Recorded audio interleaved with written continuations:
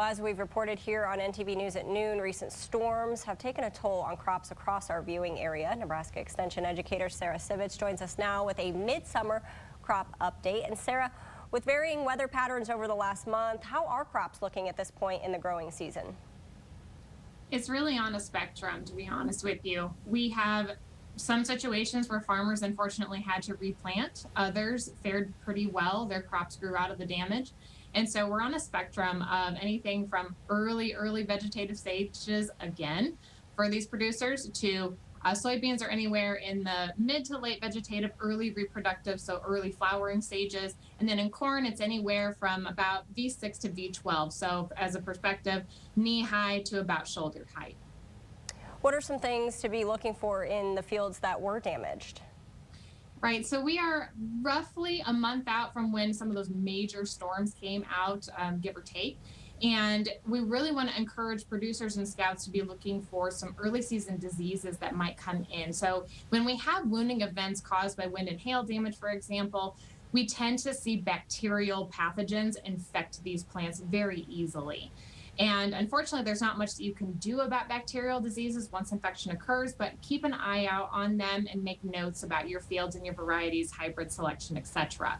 But in corn, you might be seeing things like bacterial leaf streak, Goss's wilt, Holka spot, and maybe even some early stalk rots come in. You can also get some fungal diseases that will be opportunistic, such as common smut.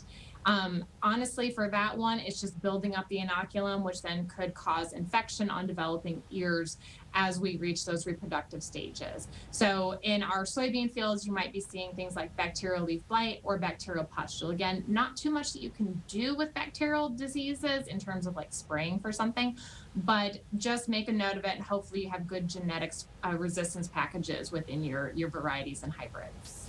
Yeah, okay. And any other pests that producers should keep an eye on this time of year?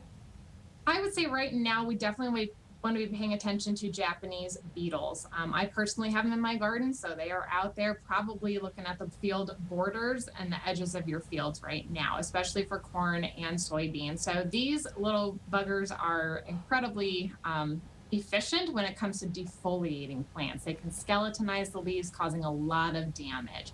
So our economic thresholds are the point where we would want to encourage making a management decision, whatever that might be for your operation.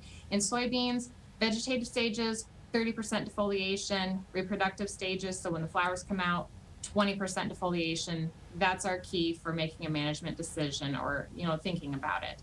For corn, it's a little different. Normally, we wouldn't worry too much in the vegetative stages, but things are a little later, especially if you had to replant. So 30% defoliation in corn, you might want to be thinking about that. But really, it's when it gets to the reproductive stages. So there's 3 things that need to be met.